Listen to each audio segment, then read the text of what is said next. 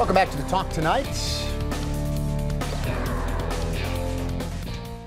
The newest commercial in the race to represent Central New York in Congress is about the issue of rape and how it's defined. Congresswoman Buerkle is listed as one of 227 co-sponsors of something called the No Taxpayer Funding for Abortion Act. Now, that original bill included language allowing federal funds for abortions in cases of forcible rape. The term forcible rape was removed from the final legislation, but it's the subject of this ad now by Democratic challenger Dan Maffei, who calls Buerkle's positions too extreme. Buerkle says it's false and is fighting back. She's going to talk about it tomorrow, and we also have a comment from her campaign tonight. If we have that ad, let's see it right now. I'm Dan Maffei, and I approve this message. There are some things you have to draw a line as just too extreme. Like Anne-Marie Buerkle and what actually constitutes rape. Buerkle co-sponsored a bill with Congressman Todd Akin that would redefine the term rape to mean only forcible rape. For Anne-Marie Buerkle, women who were drugged, or even minors who were victims of statutory rape, would not be classified rape victims. That's just too extreme.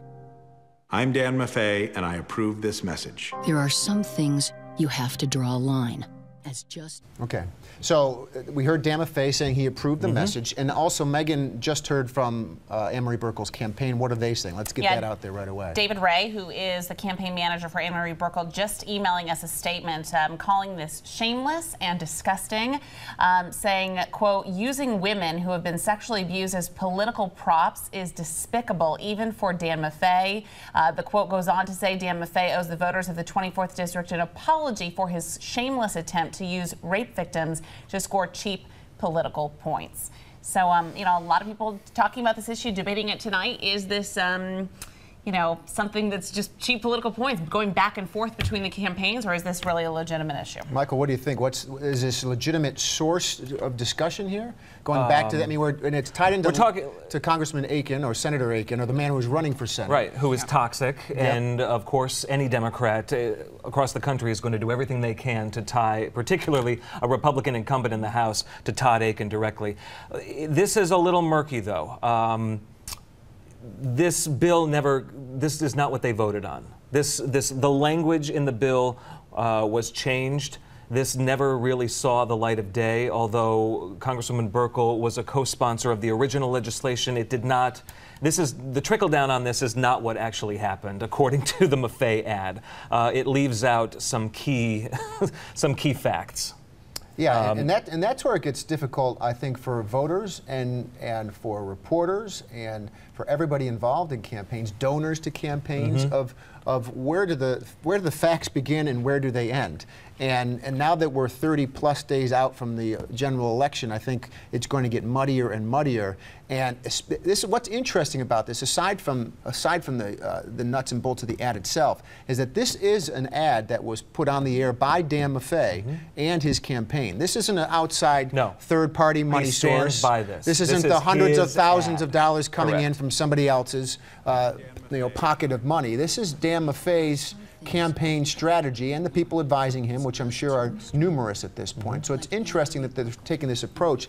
And the last image you're left with on this, aside from the dour images of Anne-Marie Buerkle, is this: she's too extreme. That's going to be a common theme we're going to see for the next 30 days, I think. Too extreme. Yeah, I went back and I was reading an article about Todd Akin when he came out and said that a woman's body essentially shuts down after a rape, and so a pregnancy can't happen. There was a lot of controversy after that.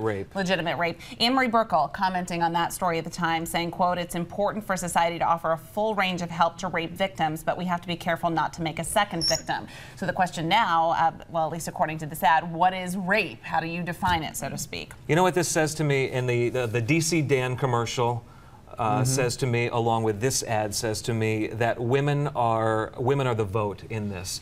That both sides are looking at the demographics. This new district, which we know is includes more Democrat voters, registered Democrats, than the old district did. That both sides have figured out that the female vote on this will be critical to the outcome. They are fighting over women right now, and fighting pretty down and dirty. Yeah, and we do just very quickly take a quick look at our Facebook comments. We just posted this about 10 minutes ago, and people are responding to it. And a lot of what they're saying, they probably haven't actually watched the ad, I suspect, but they're just saying, we don't like these negative ads. We don't like them. But we know that campaign people will end up admitting that they work. And they do what's influence interesting people. is that, you know, we've been talking about the economy. The economy is going to be the central issue of this campaign, of the presidential campaign. And now we're hearing some of these social issues start to come into play. So it'll be interesting to see, you know, what do people vote on? Is it going to be based on a candidate's track record with regards to the economy and turning things around, or whether it's going to be one of these social issues? I'm glad you mentioned social issues. Our talk tonight continues in a moment. We're going out.